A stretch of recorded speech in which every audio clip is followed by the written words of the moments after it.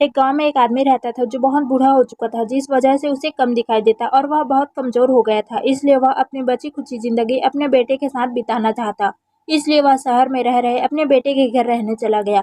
बेटा एक शहर में छोटे से मकान में रहता। मकान तो उसका छोटा था, लेकिन उसके अंदर की जो चीजें थी वह महंगी थी। उस मकान में बेटा उसकी पत्नी और एक 5 साल के बच्चे के साथ मिलाकर रहता। बूढ़े पिता के आने से उसके परिवार का एक सदस्य और बढ़ गया। यह पूरा परिवार रोज सुबह शाम डाइनिंग टेबल पर बैठकर खाना खाया करती।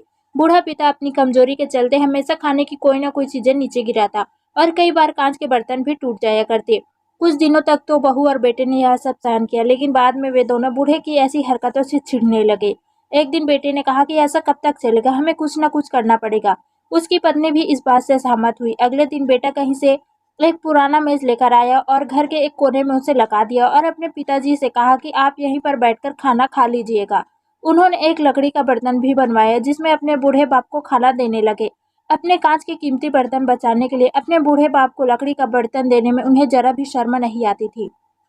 अब खाने का समय जब जब होता तो बूढ़ा बाप एक कोने में बैठकर खाना खाया करता और बाकी का परिवार डाइनिंग टेबल पर खाना खाया करते। डाइनिंग टेबल पर बैठे बैठे दोनों पति पत्नी कभी कभी अपने बूढ़े बाप की तरफ भी देख लिया करते। बूढ़े बाप की आंखों में उन्हें आंसू भी नजर आते, मगर उन पर जैसे कोई असर नहीं होता।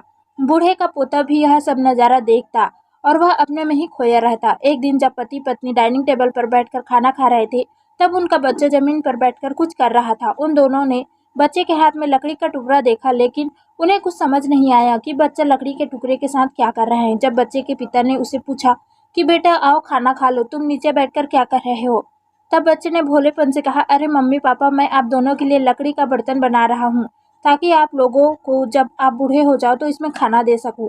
अपने नादान बेटे द्वारा दी गई यह सहज बात दोनों के दिल में तीर की तरह उतर गई। दोनों एक दूसरे का चेहरा निहारने लगे। बिना कुछ कहे ही दोनों की आंखों में पानी आ गया और उन्हें अपने भविष्य की किताब अपने आंखों के सामने खुलती हुई नजर आई। उन्हें समझने में देर नहीं लगी कि अब उन्हें आगे क्या करना पड़ेगा। अगले दिन कमरे के कोने से वह पुराना मेज हट गया और अब बूढ़ा पिता और बाकी का सभी परिवार साथ में मिलकर खाना खाया करते। बूढ़े की कमजोरी की वजह से हो रही गलतियां भी अब किसी को नहीं चिढ़ाती थी। दोस्तों, उम्मीद करती हूँ कि यह कहानी आपको पसंद आई होगी। अगर आपको पसंद आए तो कृपया लाइक और सब्सक्राइब करना ना भूलें। धन्यवाद।